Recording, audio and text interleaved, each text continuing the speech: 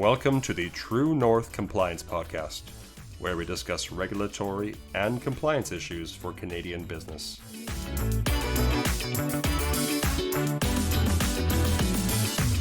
Hello, I'm Sean O'Hara, and thanks for listening. Welcome, everyone. My guest today is Maki Morris, who is the founder and CEO of Riverstone Management Limited. She brings over 15 years of experience in recruitment. She specializes in helping Canadian businesses attract and retain top skilled trades talent with a licensed expertise in foreign worker recruitment. Maki is passionate about supporting youth entering the workforce and regularly presents at industry events and career expos. Her hands-on approach and commitment to positive candidate experiences make her a leader in building reliable teams across Canada. And we'll get into some of that today. Oh, Maki, can you share a bit about your journey and what inspired you to launch Riverstone Management? Well, thanks for having me here, Sean. Really, it's so ironic. Whenever you hear, podcasts of people having recruiters, they often say, well, I didn't go to school for recruitment. I just happened to fall into it. And that's what really happened to me as well.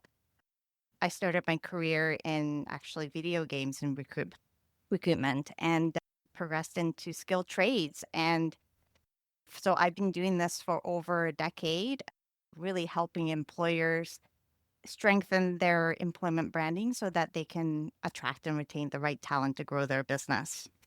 What do you love about it? When you are talking to struggling business owners and when they are working back on the tools because they don't have enough people, and you've been able to help business owners like that gain the right talent so that they can actually focus on their business rather than in their business, that's really rewarding. We've also been able to help employers. Actually, there's a company in Victoria that's part of the Vancouver Island Construction Association, and they became the Employer of the Year.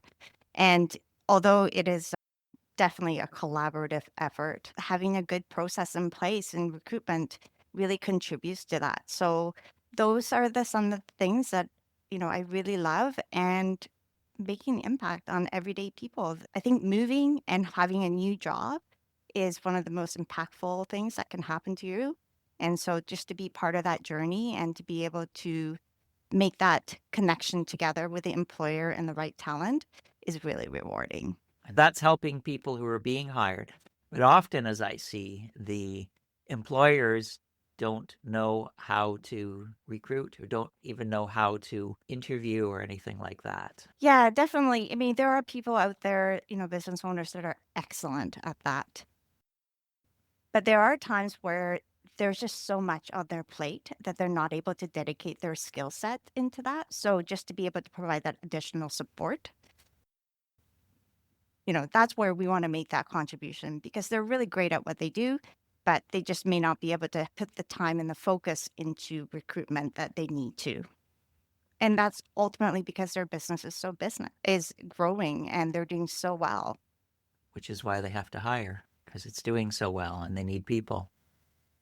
That's right. And it's a vicious cycle, isn't it? Because if you don't have enough people, you can't bid for more work. And if you don't have enough work, then it's hard to keep the lights on. So it's a real balancing act, looking at the cash flow to making sure that you can afford to hire the right people and to also retain them.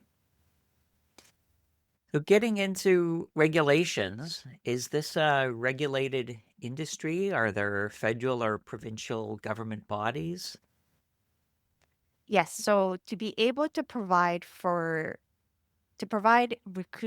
paid recruitment services to an employer in BC as well as in Ontario and other provinces. I myself, Riverstone, is licensed in BC and Ontario, and we also have partnership with another company where we can able to provide service in Alberta and Saskatchewan. But yes, to be able to provide that service, you need to be licensed. Need to be licensed. Why is that important? Or what is the process involved to get licensed?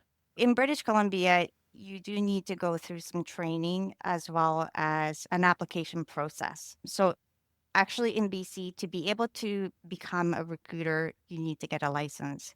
And then in addition to that, if you're recruiting internationally and to become a foreign recruiter, it's not just the agency that needs to be licensed, but it's that individual also needs to be licensed.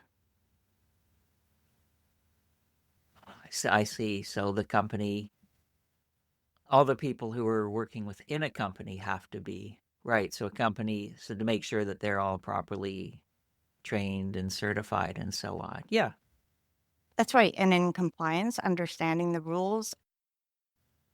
Yeah. So if you have a recruiting agency where you've got 5 recruiters and they're all working on international recruitment, they themselves individually need to be licensed. And there are some, you have to go through the bond process, application process. Yeah. So it's not an overnight process for sure. The bond is in bonded. Yes, that's right. So you have to provide in BC, it's $20,000.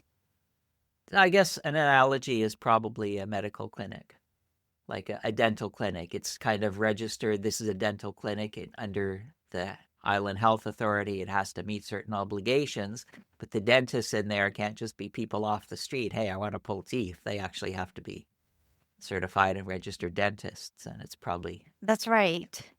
Well, you hear these, terrible stories where, unfortunately, candidates that are from outside the country, they will pay a recruiter to find them a job, and that's illegal in Canada. And so it's really making sure that you're protecting yourself, but also you're protecting those people that are looking for a new life and opportunity in Canada. And that's not just internationally, it's also domestically as well. so it's illegal to pay somebody for somebody looking for work, to pay somebody to find them a job. It is in Canada, yes. Okay. So in BC, they don't really say, what are the penalties if you, I mean, yes, there's penalties, but it's more laid out in Ontario. So for example, if you are not licensed and you're working as a recruiter and you're getting paid for that, you could be fined up to $50,000. And it's actually the onus goes on to the employer as well. If the employer is working with a recruiter, they know that they're not licensed, they themselves can be penalized. It works both ways. At the end of the day, you want to make sure that you're doing everything right. You're dealing with people's livelihood, and also their company's livelihood. And the only way that you have company is having the right people. If you don't have a workforce, you don't have a company. And so it is good that it's regulated and to be aware that you need to work with a licensed recruiter. Who licenses, or what's the branch of the government? And I'm gathering it's provincial then, because if the rules differ in BC and Ontario. That's right. So if you're hiring locally, so it's regulated by BC government as well as the Ontario government. But if you're recruiting somebody overseas, then you kind of have a combination of both provincial as federal because it's Service Canada that provides that work permit. And so the risks or consequences of businesses that either a business that works with or even the recruiters that aren't licensed, what can happen to them when they're caught? How can one find out if a company is registered as a licensed recruiter? Yeah, for sure. So in British Columbia and both in Ontario, there is a registry that you can go and put the individual's name or the agency's name and it'll be listed. That's neat. So that's something an employer would need to do. Great. Specialize in foreign worker recruitment. What unique compliance requirements should a Canadian business be aware of when they want to? Sure. I'm going to focus a little bit on BC because that's where my expertise is in terms of international recruitment. So in British Columbia, before you can actually, for example, there are many ways of getting a candidate a work permit. I specialize in high skilled recruitment rather than low skilled. With a high skilled, my experience has been through BC nomination program as well as LMIA, which is the labor market impact assessment. The LMIA, any employer in BC that wants to hire temporary foreign worker, they actually themselves need to be registered. So before you can even put in the application form to the federal government, you need to be registered. So that can be a lengthy process. And typically when someone says, I need somebody, they would come to us because they needed them yesterday. And so I think it would be really great if employers knew about this so that they can set themselves to succeed and make it as fast process as possible because they're set up to already hire or at least put in submit their application. What's the process for them, for an employer to get registered? It's a matter of going online and going through the process. There's no fees. It's just time, Just filling out the form, basically, and filling up the form. proving that they're a legitimate company. Yep. And really, at the end of the day, you can go through a process where, say you hire an immigration consultant and you're investing in this process and you didn't know about that.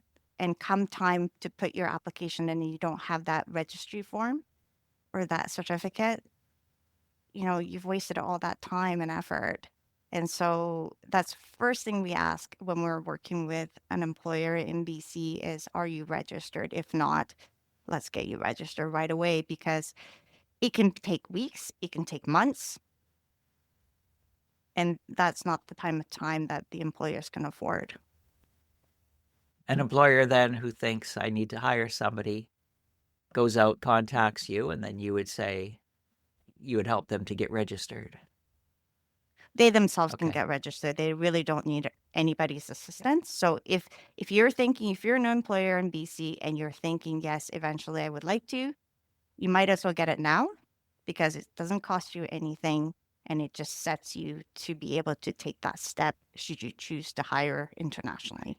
But if they're not aware, then you would guide them to do that. That's right. And I always work with a licensed immigration consultant. So I am not a licensed immigration consultant and I can't provide any of those immigration advice. In fact, no one can unless you're licensed. So that's another thing that I would share that information with my client to make sure that they're working with somebody. And again, you can find that on the registry as well. If they want to hire a foreign worker, then so a company has to be licensed. And then if they're working with you, you're basically dealing with the recruitment part and somebody else is dealing with the immigration issues, usually an immigration lawyer or a consultant.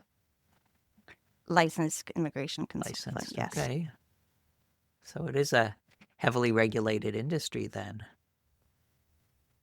It can be a costly process as well to the company. So that's why I always recommend that the company work with a licensed immigration consultant to help them make sure that their application is completed to the best of their ability. Because there's nothing worse than going through the process and then at the end your application gets denied because you missed a step. And if there's any companies who are trying to get people in and under the table as tourists and then pay them under the table, they're taking a big risk then. Yes, I would hope no one is doing that because really you're putting your company in a situation where you're putting the workers at risk as well, right? The onus is on the worker to have their work permit valid. But at the end of the day, your reputation as a company matters. And if you're hiring people under the table, it's not the place. I mean, are they skimping on safety? If they're doing that, what else are they cutting corners on? I remember decades ago that being an issue in the Fraser Valley, safety standards being cut when people were paid under the table. Foreign workers brought in and paid under the table and living in horrible conditions. Yeah. Can you explain how compliance with a trade or a professional association might impact a business's ability to attract and retain top talent? So in BC, we have the Waste Transparency Act where you are required to put the compensation on your job advertisement. You may come across candidates who know about this. And if you don't have that on your wage or on your job ad, they may think, why is it that? Right? At the end of the day, employment branding is so important. You need to be able to share with your future candidates what it's like to work for your company and to stay with your company. These candidates or your new hires are spending majority of their time with their employer. So you want to make sure that you put your best foot forward and that you are attracting the talent that you need to grow your business. Neat. At the Sydney Breakfast Club, which I've covered on this podcast before, the speakers from South Island Prosperity were talking about a survey that found that a few of the issues that employers or even businesses just investing in the South Island look at that is a negative here is access to healthcare, like the shortage of family doctors is a detriment, and even arts and culture, that we just don't have enough arts and culture in this city. And that's also maybe not quite a recruitment, but at least, yeah, partly recruitment, partly an investment thing. Employers on Vancouver Island and on the mainland, not only are they dealing with shortage of skilled tradespeople, but they're also facing that housing shortage where candidates can't afford to move to that location because It's so costly out here. it's so costly. And so when there is little to none talent on Vancouver Island and they have to look outside of the island to attract talent, they need to incorporate that relocation cost or some kind of an assistance.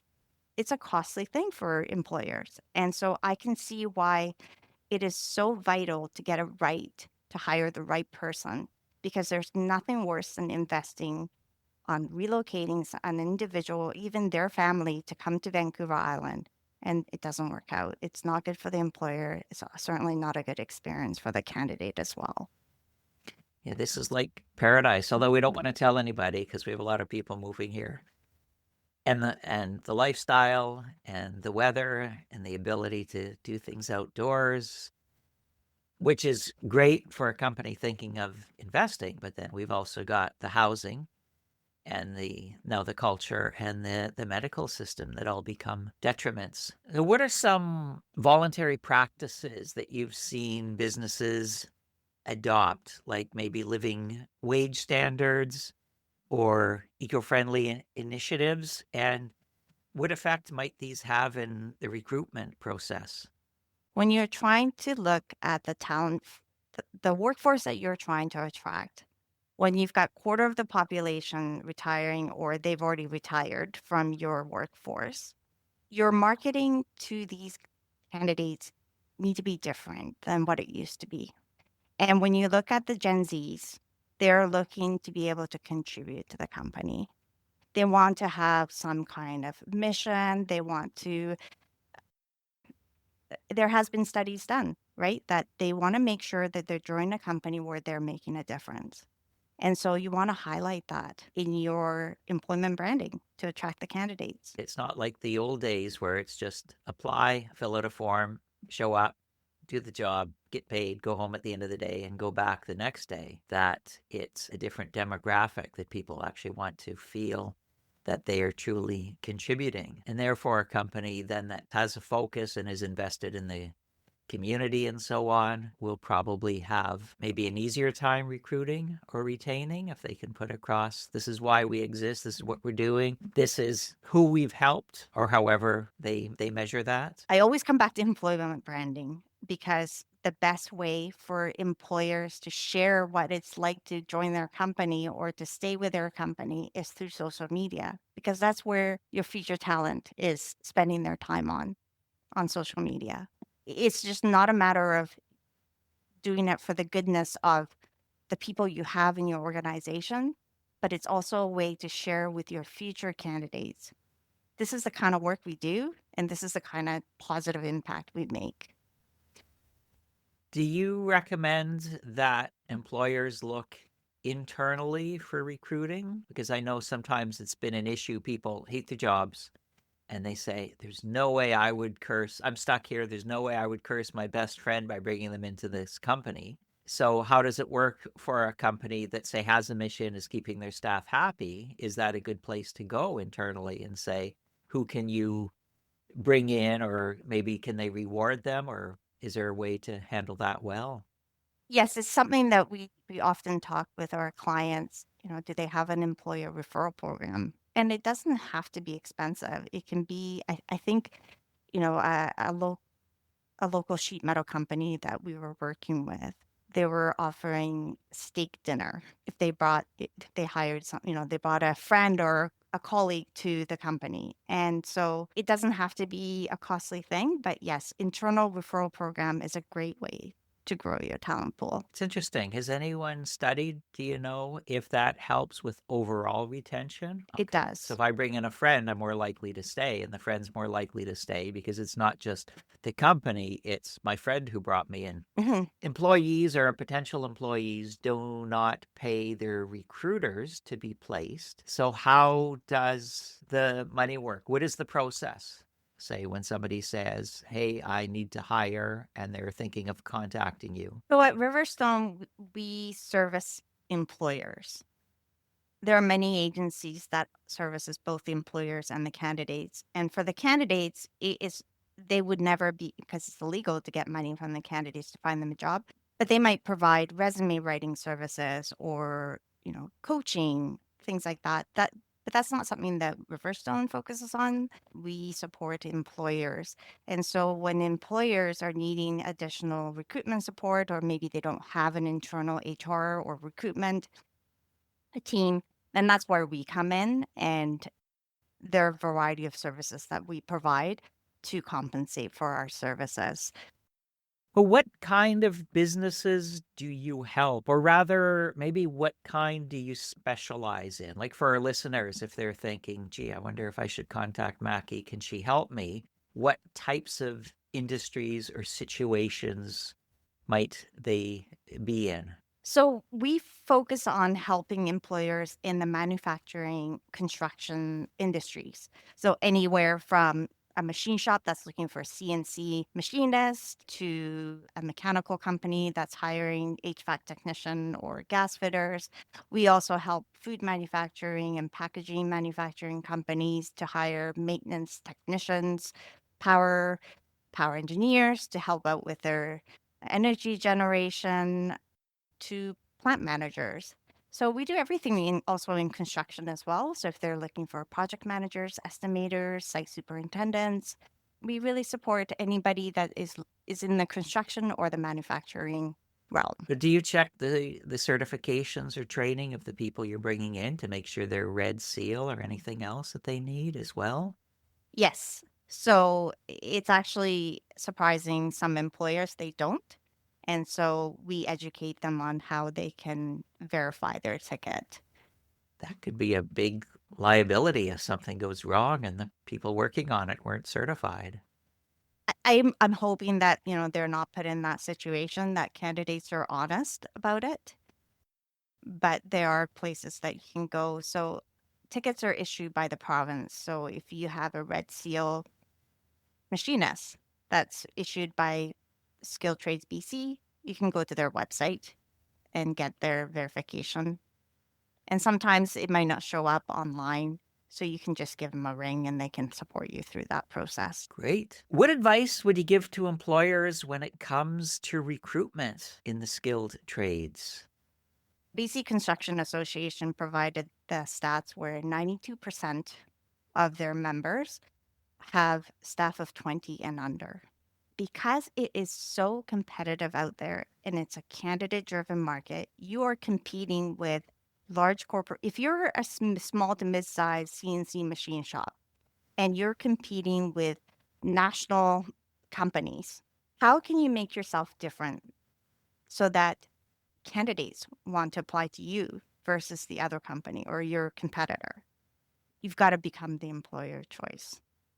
And so, what does that mean? It's making sure that you have a good recruitment process that's repeatable, scalable, and really ultimately, you have to provide the candidates with a really great experience. So, for an example, if you were going to a restaurant And you go there and you're waiting for 20 minutes to get your table and you have a terrible experience. The food isn't right. Well, you're probably going to tell all your friends never to go there. And that's exactly what's going to happen when candidates have a terrible experience. So imagine you have a maintenance technician that's currently working at a food manufacturing plant and they're sitting because they're all on a shift. They're all together in the lunchroom and talking. And one person says, "Hey, I went for an interview at this company, terrible experience." Now that you've got about your reputation has just gone down the drain because everybody in that room has heard that story. And they're all potential staff.